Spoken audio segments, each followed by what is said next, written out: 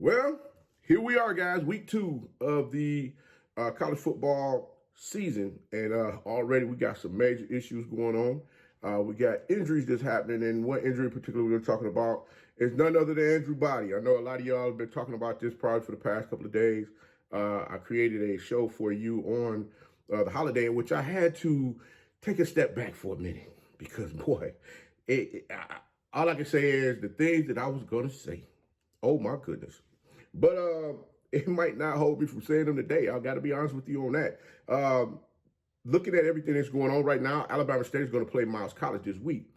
We're going to talk about exactly what I think is going to go down in this game right after this.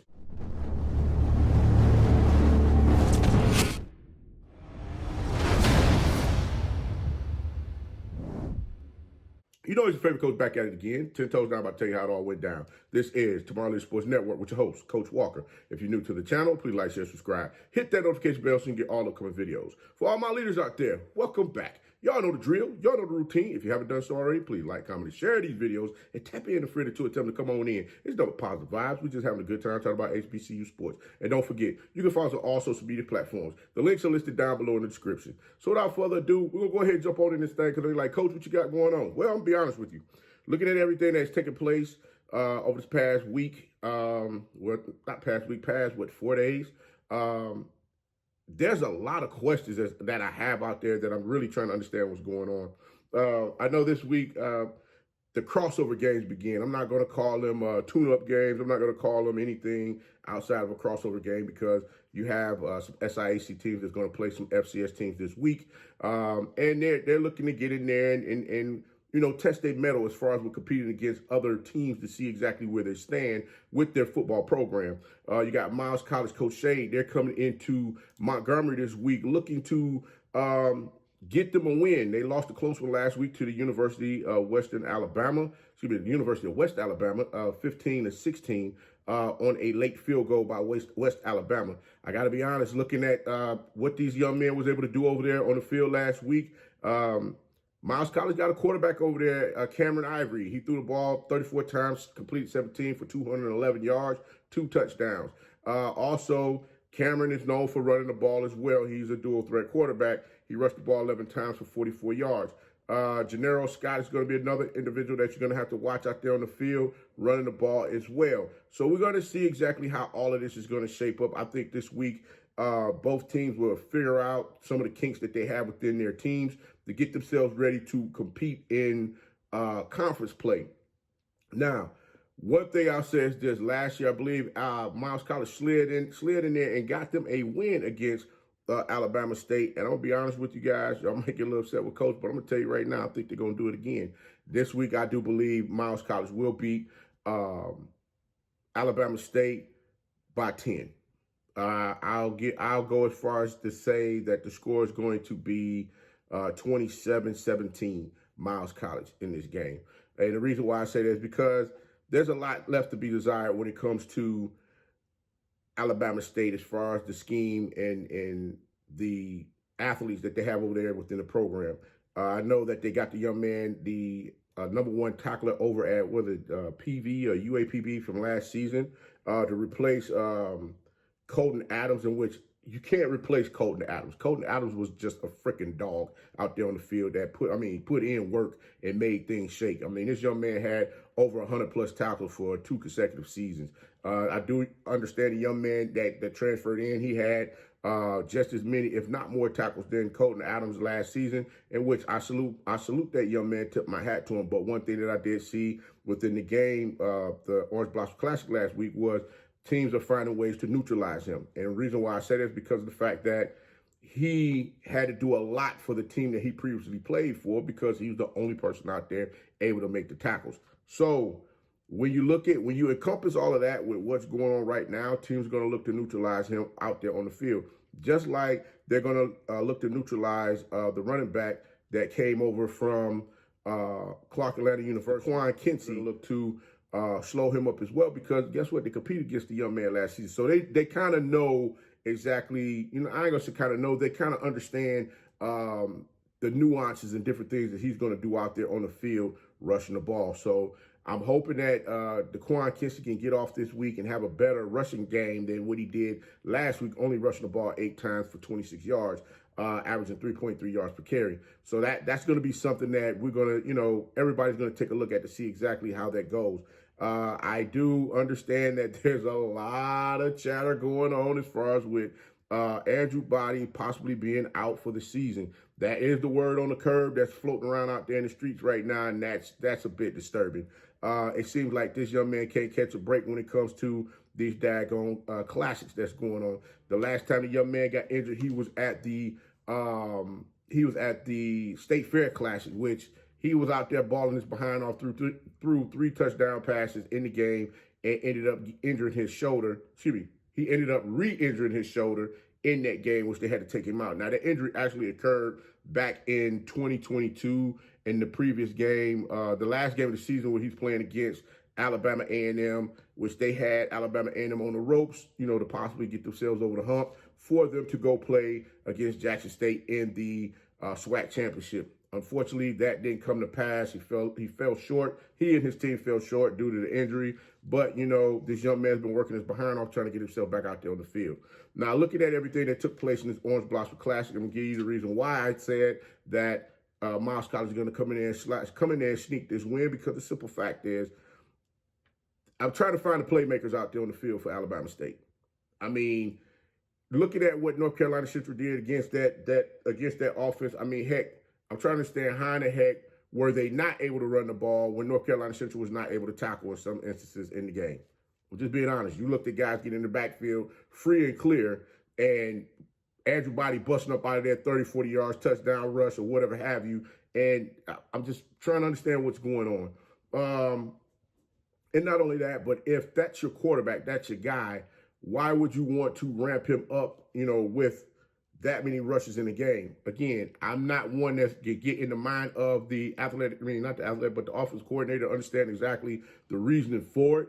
But when I look at his resume, I wonder, what were we thinking here? I mean, you had a team, you coached North Carolina A&T, who were consecutive back-to-back Celebration Bowl champions, who, I mean, they had talent. You guys developed players. You made sure that your teams was able to get out there and compete, and year in and year out. And all of a sudden, you move over to Winston-Salem State, which, again, the quarterback from the offense that I watched was a lot of spread RPO. You got the quarterback out on the perimeter where you allowed him to throw the ball down the field, 2 open receivers. If not, he took the ball, took off and ran. I got all of that. I understood exactly where you're coming from with that. But looking at Andrew, you have Andrew Body over there in the program, which this young man, he's been there since January. And be it that you're the quarterback, like I said, offense coordinator, as well as the quarterback coach, I'm thinking that we're developing the athlete. We're making sure that these athletes have what they need to have for them to get out there on the field and compete at a high level and be on point with the things that need to be done for the team to, get out here and win games according to how everyone voted Alabama State. But I keep saying Alabama A&M, Alabama State to be the #1 team coming out of the SWAC East Division. I'm like, this is a bit disturbing. Like I said, what I saw in this game, and I got to call it how I see it, that was some Candyland, daggone rec football playbook plays that was put out there on the field. Now, if you're going to sit here and tell me, oh, we had a vanilla playbook going into this game, there's no way in the world I'm going into this game with a vanilla playbook, and now both of my quarterbacks are out. You got, if I'm not mistaken, from my understanding, allegedly, O'Brien is out in the concussion protocol. O'Brien is out due to a concussion, allegedly. So I'm like, he's in concussion protocol. So who's starting this week? Andrew Body's allegedly out due to injury. If I'm not mistaken, his hand injury. I mean, he's out due to injury. So I'm trying to figure out what are we doing here? I mean, you lose both quarterbacks in one game. I mean, I've seen this happen before, but I mean, not like this. Just not like this. And not only that, but my next question is, if you had no intentions on putting this guy back there in the backfield, letting him throw the ball, why even recruit him? I mean, you turned him into a glorified running back. I mean, I get it. The young man's an athlete. Yes, he can pull the ball down. He can run it. He can do whatever it is that you need for him to do. You see that already with him out there on the field.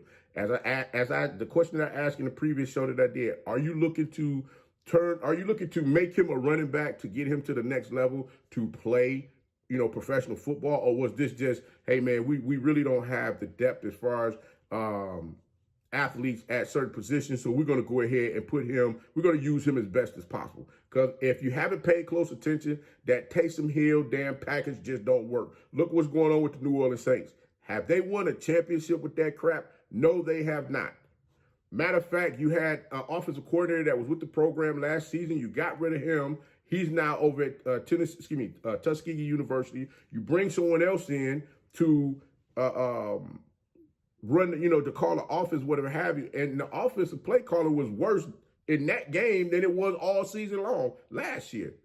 But again, my $1 million question is, what are we doing here?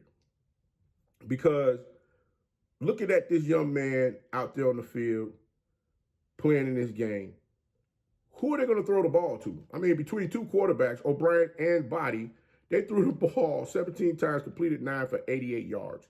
With 2 interceptions by O'Brien. Looking at everything that's going on here, I'm just trying to really wrap my mind around the logic, the philosophy behind what exactly are we doing. Because from my understanding, like one of the 3 passes that was completed by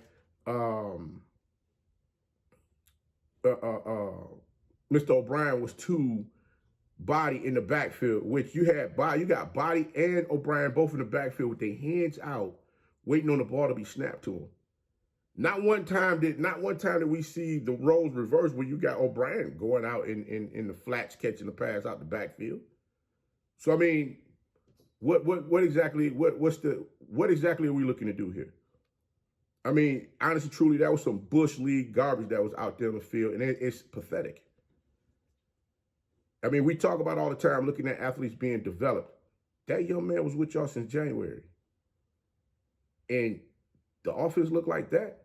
What happened to all of the throwing the ball around and passing that was going on during the spring? Where was that stuff at? Where was the throwing down to the field? Where's the receivers at that these guys are going to be able to use as targets? Where are they? Because I'm not understanding, what's going on. You had Eric Horn, he caught 1 pass for 45 yards. Redshirt freshman, 5'10". He caught 1 damn pass for 45 yards. He redshirted last year. Now he get the opportunity to come out there. He put 1 ball out there. He catch that 1 pass for 45 yards. That was the biggest damn play of the game, as far as throwing the ball. Again, like I stated before, I get what Coach Eddie Robinson is looking to do. He has the mindset as far as he want to ground and pound the ball, like when he was playing back in '91, where they won their championship. And if I have the date a year wrong, Coach Robinson, please forgive me. But this is the mindset where I'm at looking at this, that you're looking to try to duplicate what you were able to do when you won. And unfortunately, Coach, I'm going to be totally honest with you, the game has surpassed doing all of that. As I stated before, Taysom Hill, yeah, he's out there in New Orleans. He's making millions of dollars to run package plays. How often do that man sit in his locker wanting to know, when are they going to allow me to be a quarterback and not a gimmick? You guys turned Andrew Body into a gimmick. Now, I know there's a lot of people out there that's talking about, well, Coach Shu, what else did you want him to do? He can't throw the ball. He's not that great throwing passes down the field. Well, I'm going to be honest with you guys. Let's do one thing here. Let's take Andrew Body. Let's go back in the time machine. Let's go back 2 years. Let's put Andrew Body over at Alcorn State with Fred McNair. Let's put Andrew Body over at Southern University, Grambling. Matter of fact, let's put Andrew Body over there with Coach Prime when he was over at Jackson State, and they had the athletes over there. Matter of fact, let's put Andrew Body over at Alabama A&M right after daggone Akil Glass left. He over there with Connell Maynard. Woo, here go a good one. Let's put Andrew Body over there at daggone FAMU, over there with Willie Simmons. And Moosa's not out there playing. Now, with the athletes that's surrounding around this young man, what are we talking about? As the quarterback, when he was at Texas Southern, that young man was the leading rusher 1 year and the second leading rusher another year. But the reason behind that was because you had athletes that was not being played based on things that the coach was over there doing. See, sometimes, you know, like I said before, there's a lot of stories that go on out there that we haven't shared, that a lot of content creators, they know, but they haven't put them out there because, hey, man, you know what? We don't want to make nobody look bad or, you know, put them in a place where it's like you're looking at them a little bit, you know, sideways, whatever. We don't know what athletes might be looking at the show that I'm doing right now that they may reconsider not wanting to go to a college because of what I'm saying. And honestly, truly, I tried my best to stay on the positive track with this whole thing before it even happened. Why? Because I understood what was going to go down, which was going to try to turn this kid into a running back. This kid ain't a running back. He's an athlete, yes. He's an athlete. Oh, but he's injury prone. I'm like, you got a kid out there trying to make a play for his team, trying to help them win, especially when there's not much of anything else going on out there on the field. Was he supposed to just lay down and just say, okay, we're going to take this ass whooping. We're just going to go ahead and go home and say, call it a day. And then for nobody to say, you know what, the young man went out there and gave a Herculean effort as far as what he was, you know, what he tried to do out there on the field for the team, that's a load of crap. I'm not saying he's supposed to kiss the young man's behind, but I'm saying, daggone, man, get a young man some props as far as what he tried to go out there and do for his team.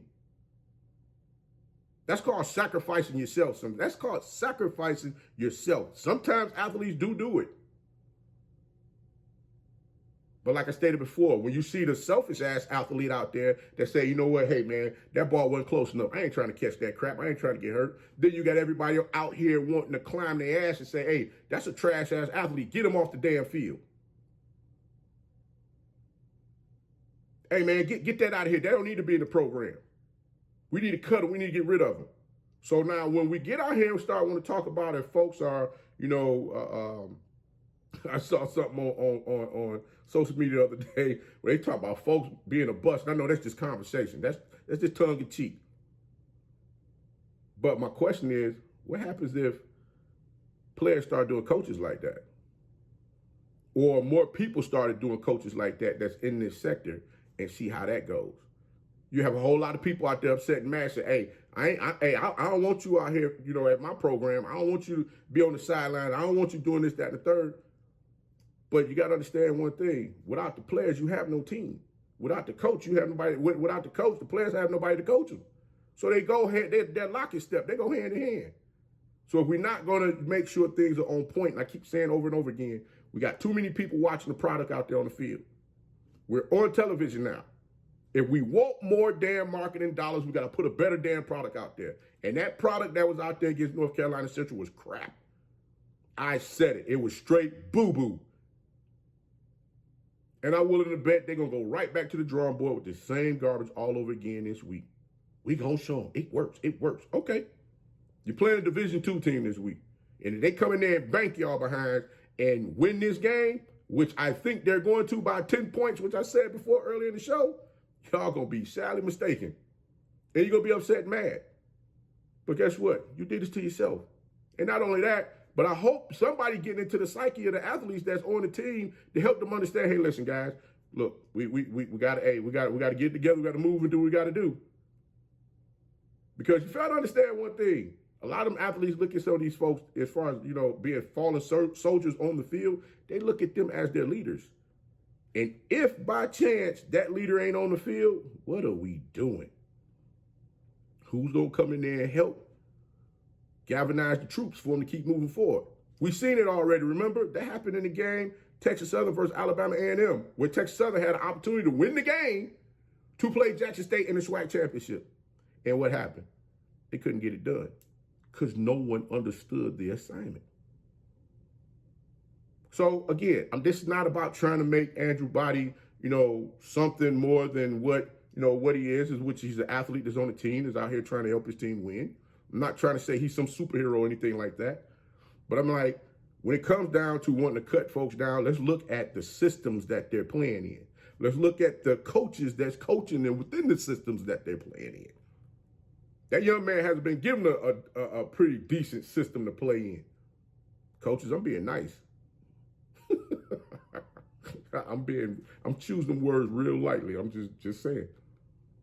But guys, I wish these young men nothing but the best of luck. I hope, you know, the alleged stories that's going on out here about them possibly, Body possibly being out for the season, and O'Brien in concussion protocol. I hope, they're okay. They're the injuries are not as bad as what everybody making them out to be. I hope O'Brien, as far as with the concussion, I hope he's fine. But again, there's some questions that's really lingering, and I'm not gonna hold y'all no longer, because this show here can go an hour. I've done this show 6 times already, and I've cut this thing down at least 15 minutes every time that I've done this show. So I'm gonna go ahead and let you guys go. But guys, if y'all got some questions, leave them down below in the comments. I'll go ahead and respond back to whatever you ask, and then we can go ahead and keep the conversation going on that way. But Coach gonna go ahead and get up on out this thing. But until next time, be the one and lead.